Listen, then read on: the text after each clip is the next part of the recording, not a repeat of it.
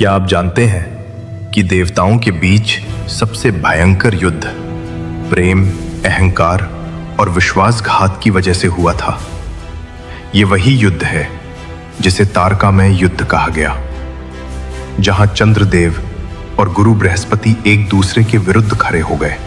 कठोर तपस्या के बाद चंद्रदेव अत्यंत तेजस्वी और शक्तिशाली हो चुके थे, लेकिन शक्ति के साथ उनका अहंकार भी बढ़ गया। एक दिन उन्होंने बगीचे में तारा को देखा, जो देव गुरु बृहस्पति की पत्नी थी, और उनकी सुंदरता ने चंद्रदेव को मोहित कर लिया। इच्छा के वश होकर उन्होंने तारा का बलपूर्वक अपहरण कर लिया। समय बीतते बीतते तारा भी चंद्रदेव के प्रेम में पड़ गई। देवलोक में यह घटना बड़ा संकट बन गई और बृहस्पति ने कई बार तारा को वापस लाने का प्रयास किया, पर चंद्रदेव हर बार इनकार कर देते रहे। ब्रह्मा जी के समझाने पर भी चंद्रदेव बिल्कुल नहीं माने। जब कोई समाधान नहीं निकला तो अंततः युद्ध की घोषणा कर दी गई। एक ओर इंद्र, रुद्र और सभी देवगण गुरु बृहस्पति के साथ खड़े थे। दूसरी ओर असुर, शुक्राचार्य और कई शक्तिशाली योद्धा चंद्रदेव का समर्थन कर रहे थे। युद्ध इतना भीषण हुआ कि तीनों लोकों में कंपन होने लगा। भगवान विष्णु जी ने कालनेमी असुर का वध किया और इंद्र ने विरोचन को युद्ध भूमि में परास्त कर दिया।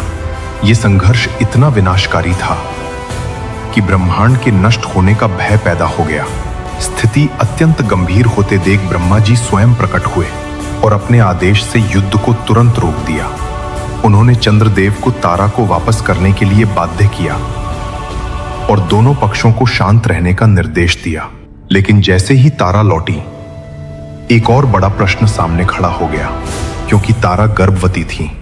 चंद्रदेव और बृहस्पति दोनों ही उस बच्चे को अपना बताने लगे। तभी गर्भ में पल रहे दिव्य बालक ने तारा से कहा कि वो सच्चाई बताए। तारा ने स्वीकार किया कि बच्चे के पिता चंद्रदेव ही हैं। उस दिव्य बालक का जन्म हुआ और वो आगे चलकर बुद्ध देव कहलाए। इन्हीं बुद्ध देव से महान चंद्रवंश की शुरुआत हुई, जिसके वंशजों में आगे चलकर कौरव और पांडव उत्पन्न हुए। अब आप बताइए, इस पूरे विनाशकारी युद्ध की असली गलती किसकी थी?